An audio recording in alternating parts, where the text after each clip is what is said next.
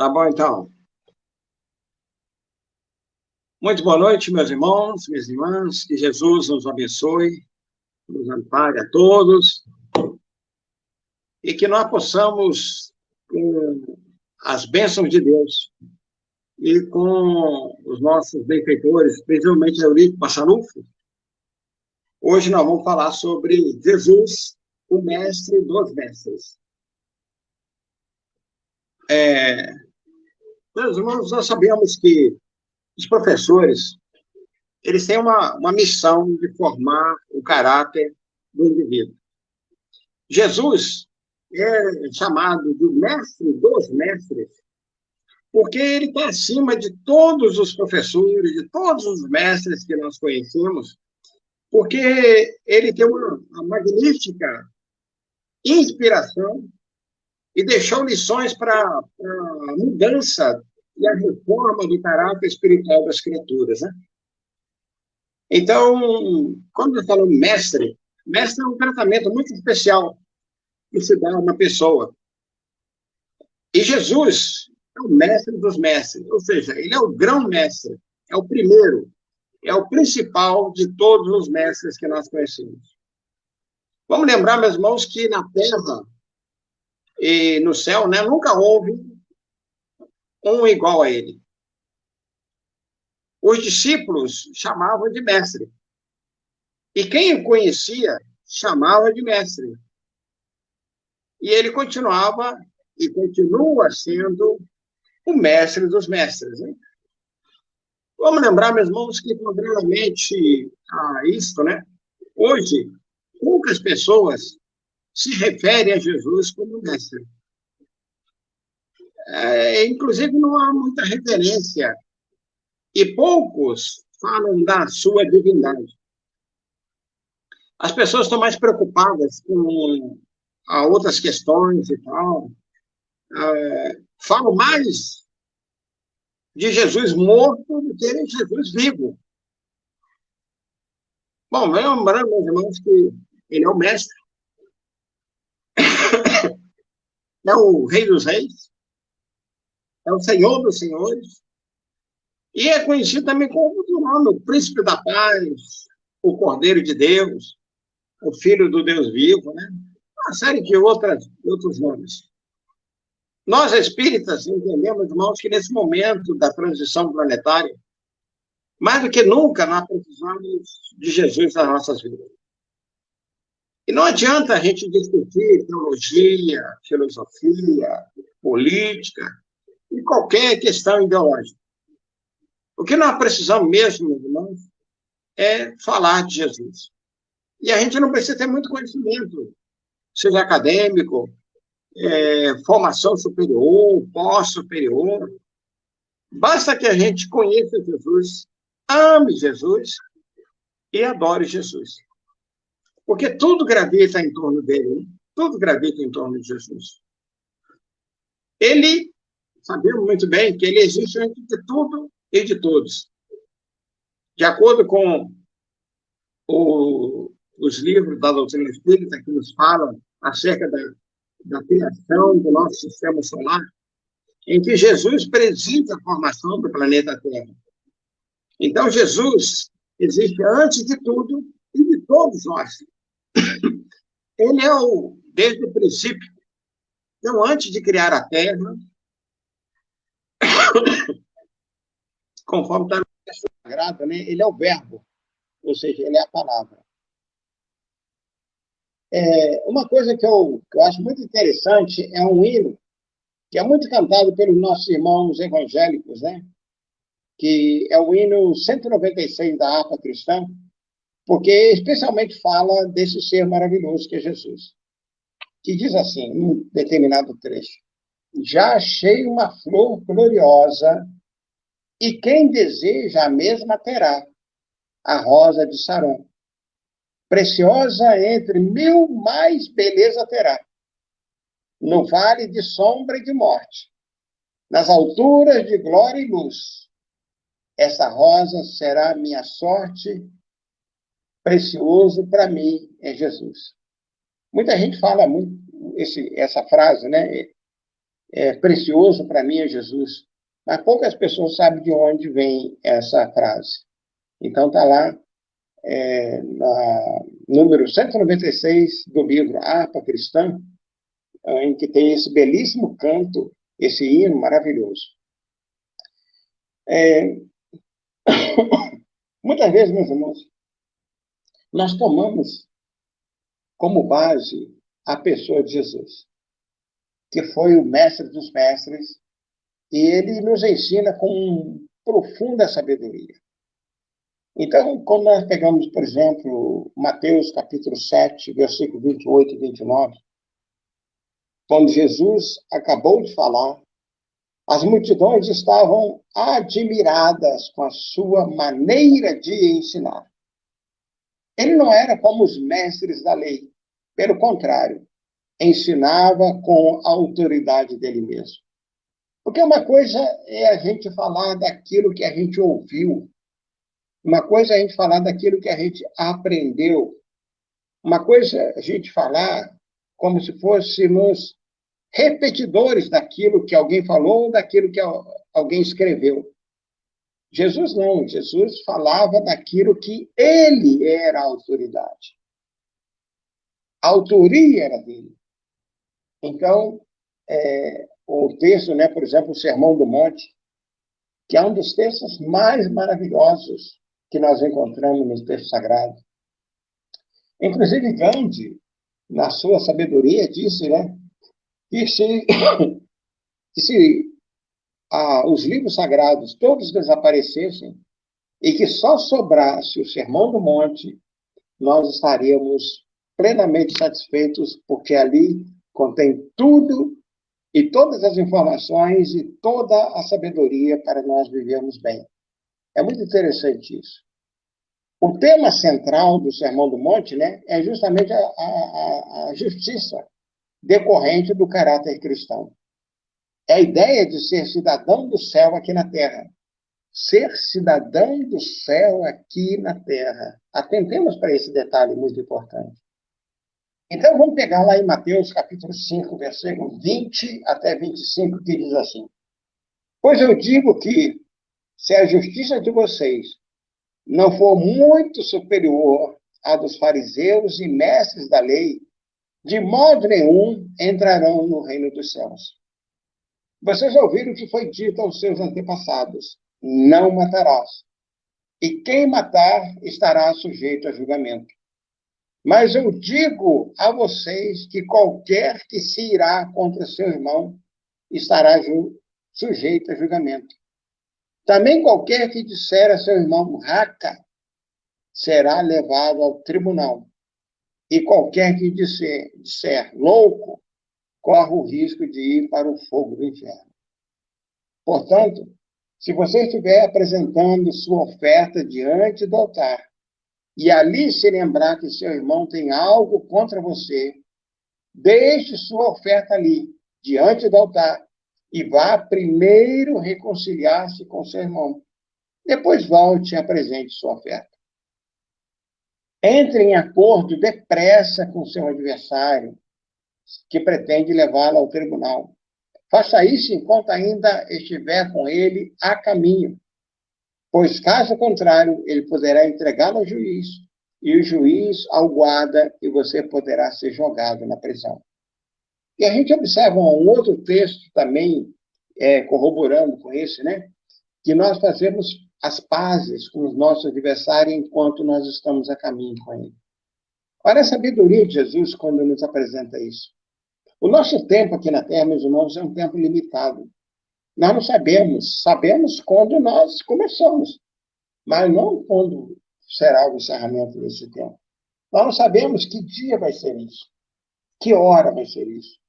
Talvez alguns de nós já estamos na nossa contagem final. É verdade isso.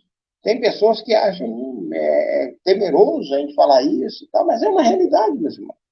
Vamos lembrar que muitas e muitas vezes nós encontramos pessoas num dia, conversamos com ela e tal, e no dia seguinte a gente fica sabendo que essa pessoa desencarnou. seja na mesma noite, seja na tarde do dia anterior, ou seja na manhã daquele dia que nós estamos acordando. Então, nós não sabemos quando vai acontecer. Mas por isso nós precisamos aprender com Jesus que estamos na contagem de tempo. Nós não sabemos quanto tempo nós temos.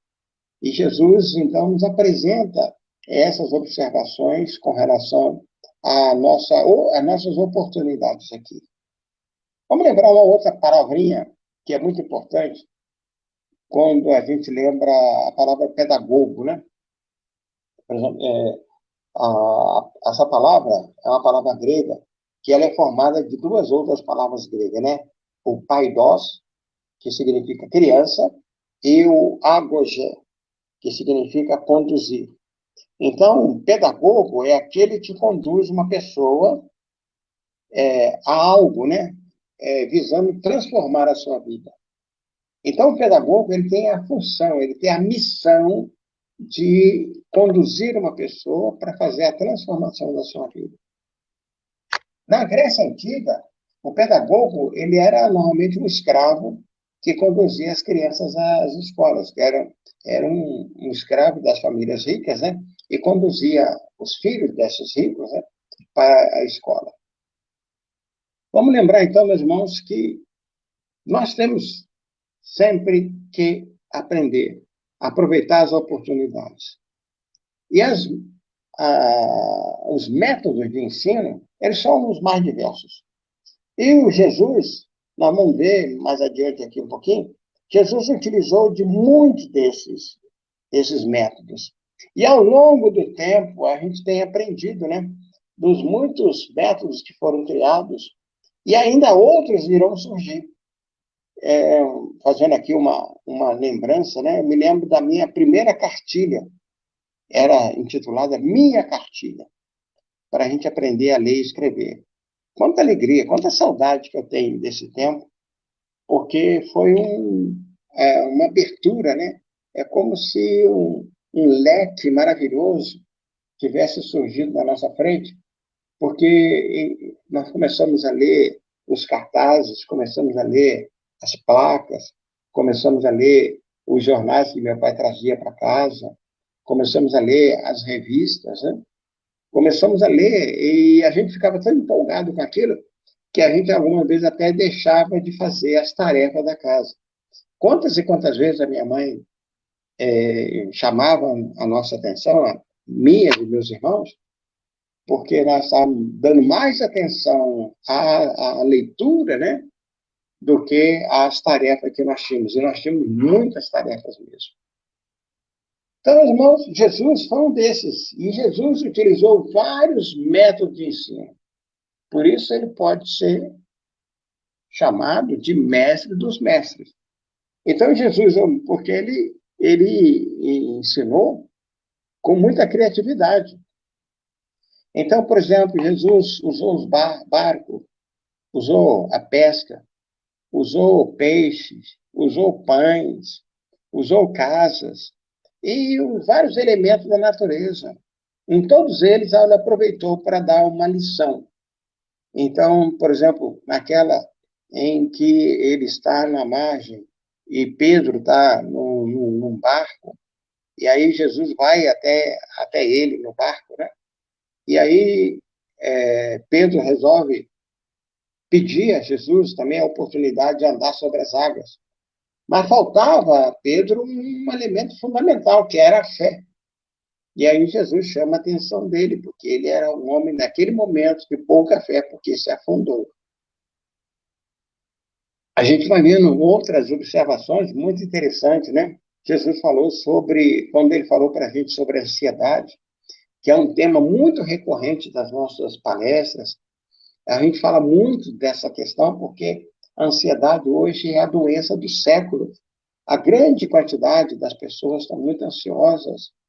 Então, Jesus usou a ansiedade e falou das aves do céu, usou que não plantam, nem colhem, né? Mas, no entanto, elas têm alimento. Jesus falou dos lírios do campo, que não fiam nem tecem, no entanto, eles se vestem das maiores belezas, que nem Salomão, com toda a sua riqueza, né, pôde, pôde ter, para falar isso tudo dos cuidados que Deus tem para conosco. Então, a ansiedade que nós temos hoje, meus irmãos, ela, que nós falamos, né, é a doença do século. É por isso que o Brasil é o campeão do mundo da pílulazinha. Todo mundo está precisando de uma pílula para poder sobreviver aos processos da ansiedade, né? Ou seja, o indivíduo querer já vivenciar o amanhã, sendo que ele não está aproveitando o hoje. Esse é um dos problemas mais desgastantes que a criatura humana tem. Jesus, para falar de Deus para a mulher samaritana, né? Ele começou falando da água, dizendo, né? A água que você me dá me mata a sede, mas a água que eu lhe dou, você nunca mais terá sede. Então, estava falando de Deus para aquela mulher, utilizando o recurso da água, que era porque ela estava ali no poço, né? Então, Jesus também falando para quem, se referindo a quem é o maior no reino dos céus, Jesus usou a figura da criança, dizendo que quem quiser ser maior no reino dos céus, fosse como uma criança, com relação à inocência, com relação aos desejos, com relação à vontade, né? Então, a pureza, né, a inocência da criança. Sem isso, nós não conseguiríamos alcançar o reino dos céus. Outro ponto, meus irmãos, isso aí é espetacular. Quando Jesus se utiliza das suas narrativas breves, né, que são as parábolas, e a gente aprende muito sobre Jesus, sobre o mundo, sobre as nossas relações, utilizando das parábolas. Então, as parábolas elas são dotadas de um conteúdo alegórico, né? Muito utilizada nas pregações, nos sermões, e tem a finalidade de transmitir um ensinamento.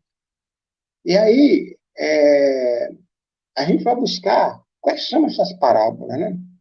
Então, Jesus deixou para nós 44 parábolas.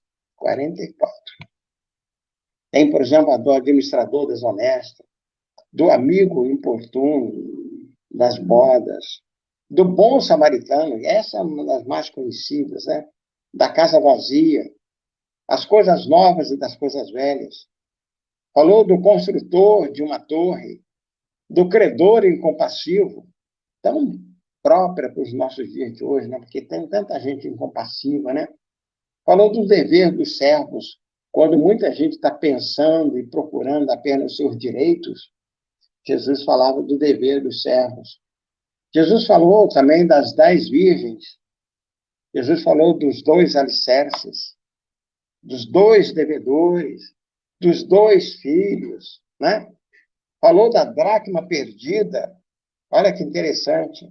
Jesus falou do fariseu e do publicano, que eram 2 castas sociais, né, da época, e eram criaturas, de uma certa maneira, como podemos assim dizer, terríveis, porque cada uma delas puxava mais pelos seus interesses. Jesus falou do fermento, Jesus falou da figueira, falou também da figueira estéril, Jesus falou do filho pródigo, né? Da grande ceia. Jesus falou de jejum e de casamento, falou do joio e do trigo, né?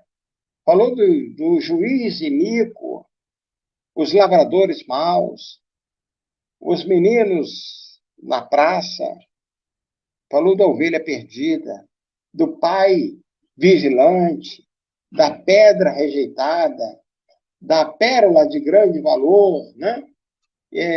Falou dos primeiros lugares. Nos dias de hoje, a gente vê tantas pessoas correndo para ocupar os primeiros lugares, sendo que os melhores lugares são aqueles daquelas pessoas que mais servirem ao seu próximo, aquelas que mais ajudarem o seu próximo, né? É isso que vai representar a gente quando nós chegarmos no mundo espiritual. nós seremos reconhecidos não pelos títulos que nós possamos ter alcançado aqui na Terra, né? Mas, sobretudo, dos títulos de nobreza espiritual, da bondade, do amor, da transparência espiritual que nós pudermos ter, né? Outras palavras, outras parábolas que Jesus falou, ele falou da rede. Jesus falou do rei que vai para a guerra. Jesus falou do remendo com pão novo, do rico e Lázaro, do rico sem juízo. Falou da parábola do semeador, que é uma das mais conhecidas. Jesus falou da semente, da parábola da semente, das sementes que são lançadas, né? Umas caem na beira da estrada, outras caem no meio das pedras, outras caem em terreno arenoso, né? Em terreno ruim, e a outra cai em terreno fértil, né? Jesus fala também da semente da mostarda. Jesus fala do servo fiel e fala dos servos vigilantes. Essa parábola aqui que eu acho espetacular e que é muito própria para nós espíritas, é a palavra dos talentos. Será que nós, espíritas, temos utilizado os nossos talentos, né? Será que nós temos aplicado esses talentos da maneira como deve ser feita? Jesus falou numa outra parábola sobre o tesouro escondido, falou dos trabalhadores da vinha, né? Essa também é uma das palestras, uma das parábolas mais conhecidas, né? E Jesus fala também do vinho e dos barris, né? Dos odres, né? Então, essas são as 44 parábolas de Jesus. E aí, em cada uma delas, meus irmãos, a gente vai vendo conhecimento, a gente vai vendo maravilhas, e a gente vê como Jesus conhecia o seu povo, como é que Jesus conhecia as pessoas, como é que Jesus entendia a filosofia, a sociologia, até mesmo um pouco da antropologia, né? O comportamento do povo e tal. Então, Jesus aplicava para cada um deles os seus conhecimentos. Então, como mestre, ele, para aqueles trabalhadores da terra, Jesus utilizava, por exemplo, as parábolas voltadas para os trabalhadores da agricultura. Para os pescadores, Jesus utilizava a parábola que estava se referindo à pesca, ao peixe, né? Então, é muito interessante todas elas, e vale a pena a gente poder estudar, né? Também, a gente vai vendo, meus irmãos, que na sua sapiência, né, no seu grande conhecimento do ser humano, Jesus, para falar da humildade, o que ele fez? Ele não falou, ele fez, né? Ele lavou os pés dos seus discípulos, né? Lavou os pés dos discípulos. Então, Jesus é o mestre dos mestres, porque também ensinava com profundidade, porque ele aplicava tudo aquilo que ele ensinava, né? Dai a César o que é de César.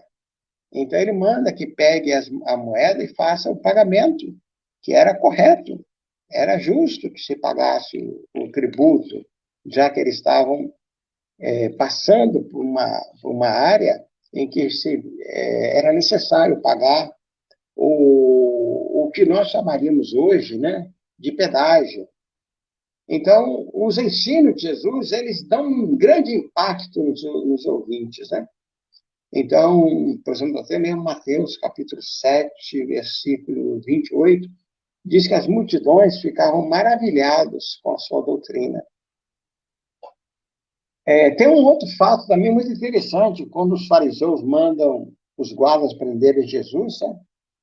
É narrado por João, capítulo 7, versículo 32, os guardas voltam e, quando foram questionados, cadê Jesus? Nós não mandamos vocês prenderem Jesus, por que não trouxeram, né?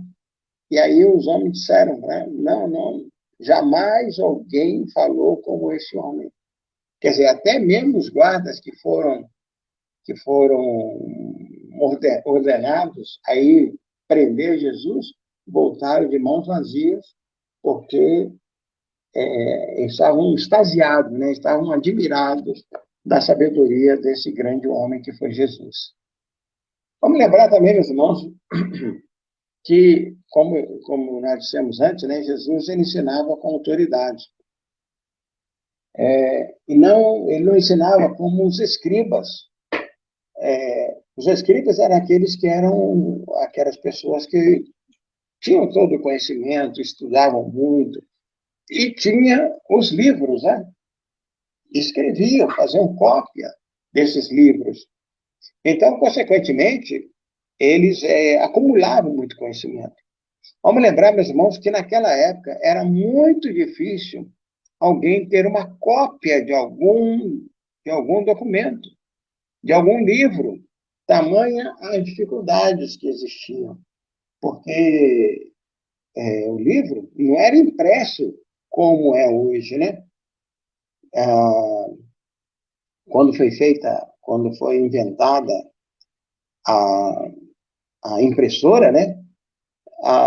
Foi uma maravilha, porque foi possível imprimir uma grande quantidade de livros, né? Coisa que não era antes, era tudo escrito à mão. Então havia os copistas, né? Que faziam esse trabalho. Então, Jesus também, meus irmãos, é o mestre dos mestres, porque a sua vida estava em harmonia com o seu discurso. Jesus falava uma coisa e fazia aquilo. Não é como hoje, que a gente vê as pessoas falando uma coisa e fazendo outra. Até mesmo tem gente que faz uma justificativa. Faça tudo o que eu falo, mas não faça o que eu faço, né? Tem gente que utiliza esse artifício aí, que é uma negação, né? Vamos lembrar também que nós estamos falando de autoridade, né? Existem dois tipos de autoridade. A autoridade imposta e a autoridade adquirida. Jesus, ele tinha um processo de autoridade, porque ele não impunha nada a ninguém. Vamos pegar um exemplo aqui que eu acho bastante interessante. Quando Jesus encontra aquele moço, e aí Jesus explica para ele, né, tal, o que ele estava fazendo, qual era a missão dele e tal. E aí Jesus diz para ele, né, vem, segue-me.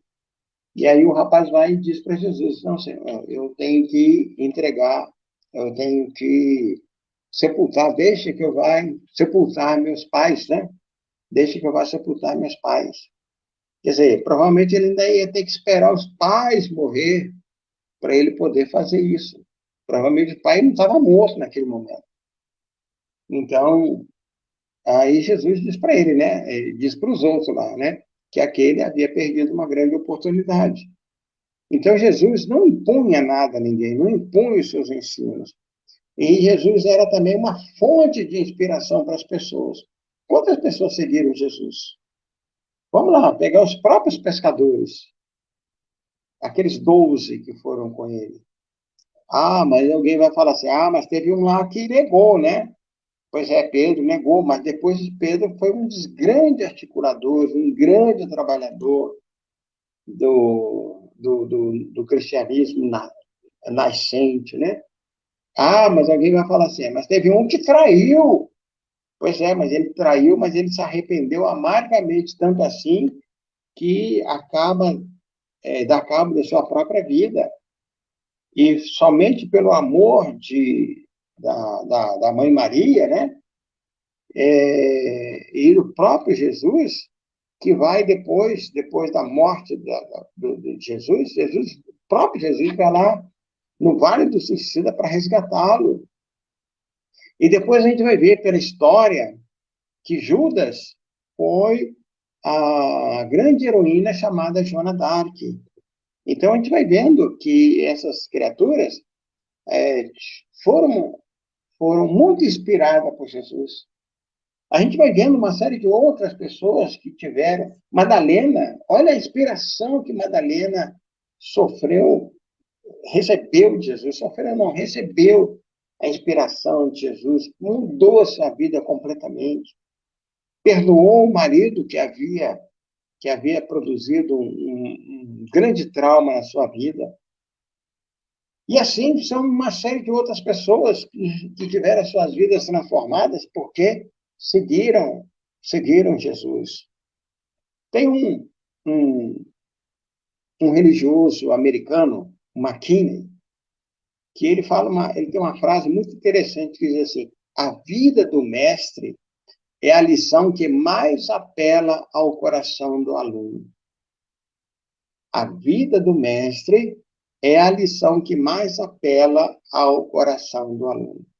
Então, eu sou professor, eu vejo que, por mais que eu tenha colocado exemplos do trabalho, das oportunidades que alguém poderia ter adquirindo os conhecimentos que eu estava transmitindo ali em sala de aula e tal, mas eu posso afirmar para vocês que isso talvez não tenha representado muita coisa. Mas talvez um ou outro exemplo da minha própria vida particular, né? Alguma coisa pode ter trazido ao coração daqueles alunos algo mais profundo. Essa é uma realidade. Então, McKinney, quando fala que a vida do mestre é a lição que mais apela ao coração do aluno, a gente vai ver que a vida do mestre Jesus é aquilo que mais apela ao coração de todos nós, que nos tornamos cristãos porque resolvemos acompanhá-lo, né? Então, meus irmãos, nós que somos os discípulos modernos do Cristo, discípulos modernos do Mestre, nós devemos fazer um grande esforço para nos tornarmos divulgadores de seus ensinos. Não só por isso, né? Mas aqueles vivenciarmos também os ensinamentos no nosso dia a dia, fazendo por merecer os créditos dos céus. E assim como Jesus, né? Fazer aquele trabalho, né? De ser uma fonte de inspiração para todas as pessoas que estão à nossa volta. A gente vai percebendo que ao longo da nossa jornada, tantas coisas maravilhosas a gente tem de Jesus falando para nós, de Jesus nos orientando, Jesus nos dando conhecimento. Quando Jesus fala, né, eu estarei convosco até o final dos tempos. Quer dizer, nós não estamos sozinhos. Quando Jesus fala, né, eu sou o caminho, a verdade e a vida, né, mostrando para nós que se nós seguirmos pelas trilhas, pelos passos que Jesus deixou, a gente não vai ter problema. Quando nós observamos a nossa pequenez, porque Jesus, tem muita gente que fala assim, mas não será Jesus tão grande e nós tão pequenos? Não, Jesus se preocupa com cada um de nós, porque nós somos os irmãos mais novos de Jesus. Deus incumbiu Jesus de tomar conta da humanidade terrestre. E quando eu falo da humanidade, é dos mais ricos, dos mais poderosos, dos mais inteligentes, mas também dos mais pobres, dos mais iletrados, né? Das pessoas mais ignorantes que nós temos aqui na Terra. Jesus é o grande orientador, é essa criatura maravilhosa que Deus nos dá conforme está lá na pergunta 625 do Livro dos Espíritos, o guia e modelo da humanidade. Então, como mestre dos mestres, ele nos dá essas situações todas. Então, Jesus é a resposta mais curta que a gente tem no Livro dos Espíritos, né? Que é a 625. Quem foi que Deus colocou como guia e modelo da humanidade? Jesus. E a gente vai observar em outros momentos que a doutrina espírita deixa bem claro para nós que se nós seguirmos os passos de Jesus, fica tudo mais fácil, mais tranquilo, mais harmonioso. A gente vai ter oportunidades cada vez mais maravilhosas da gente caminhar com mais facilidade. Quando a gente tem fé em Deus, aí a gente lembra Jesus. Ninguém vai ao Pai senão por mim. Deixemos bem claro isso, meus irmãos. Porque tem gente que quer é, cortar como é que nós podemos falar? Essa hierarquia. Na hierarquia dos mundos, nós temos o nosso guia espiritual, o nosso anjo da guarda, junto de nós. A ele nós devemos respeito, porque é um ser, conforme está no livro dos Espíritos, Deus colocou para nos auxiliar. Deus colocou para fazer com que a gente possa caminhar, para ser o nosso guia, o nosso mentor. Então, além dele, nós vamos ter um grupamento enorme de outros espíritos que querem o nosso bem. E lá no topo nós vamos encontrar Jesus.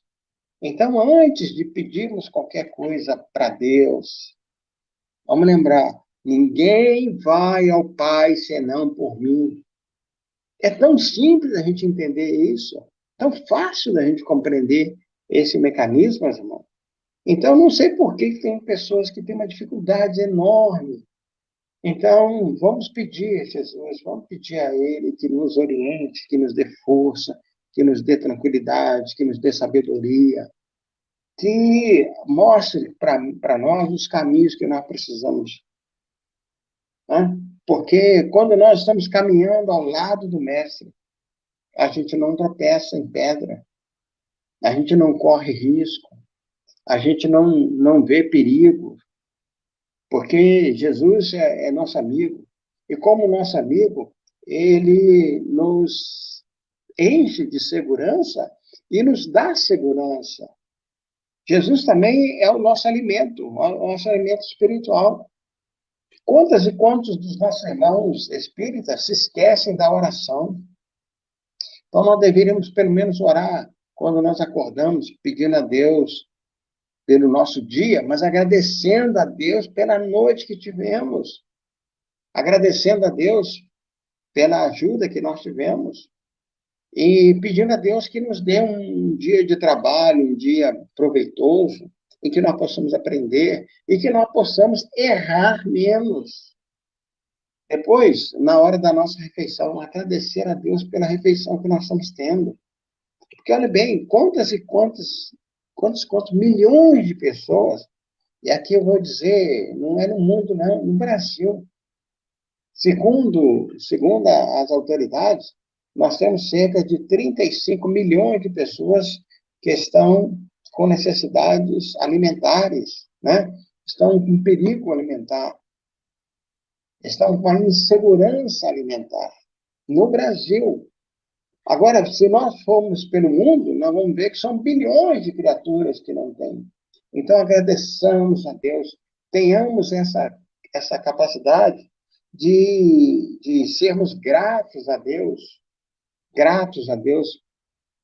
por estarmos vivos, por termos uma casa, por termos alimento, por termos um trabalho. Agradecer a Deus pelo dia que nós tivemos no final da nossa jornada, né? E, principalmente, pedir a Deus que nos dê uma boa noite de sono, né? É que nessa noite de sono, se nós tivermos problemas de saúde, possamos ser levados aos hospitais da espiritualidade. Se nós tivermos necessidade de aprender ainda alguma coisa, que nós sejamos levados às escolas da espiritualidade. E isso, meus irmãos, nós temos que ter a humildade, porque nós estamos aprendendo sempre. Né? Tem muita coisa ainda para a gente aprender ao longo da nossa jornada. Então, quando nós fazemos isso pedindo a Jesus, os nossos benfeitores espirituais, o benfeitor espiritual da casa que a gente frequenta, porque tem muita gente que também não reconhece isso. Quando você passa a frequentar uma casa espírita ou um templo religioso qualquer, os anjos benfeitores que estão ali, os protetores espirituais que tem ali, eles passam a colocá-lo no seu arcabouço, né? No seu guarda-chuva de proteção. Então, a gente vai vendo essas oportunidades maravilhosas que a gente vai tendo. porque Deus está sempre conosco, Jesus está sempre conosco, né?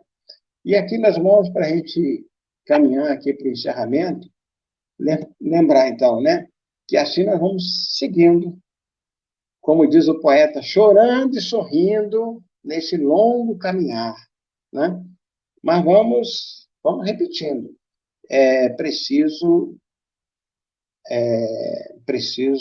de Jesus do meu lado, né? Precioso para mim é Jesus, como nós vimos naquela canção, naquele hino que nós falamos ainda há pouco, né? Então, caminhando ao lado do Mestre, não tropeçaremos em pedra, não correremos risco, nem perigos, pois Jesus é o nosso amigo, nossa segurança, nosso alimento, nosso abrigo, nossa luz. E o próprio Jesus disse, né? Eu sou a luz do mundo. Quem me segue não andará em trevas, mas terá a luz da vida. Isso está lá em João, capítulo 8, versículo 12. E assim, meus irmãos, nós, convocando o nosso companheiro, o Mir, agradecemos a atenção de vocês. Que Deus, na sua infinita bondade, nos abençoe, nos ampare e que dê muita garra para a gente seguir em frente, né? E lembrando sempre, né, que Jesus, esse nosso grande companheiro, esse nosso amigo de todas as horas, nunca vai nos abandonar. Muito obrigado e que Deus nos abençoe e até uma próxima.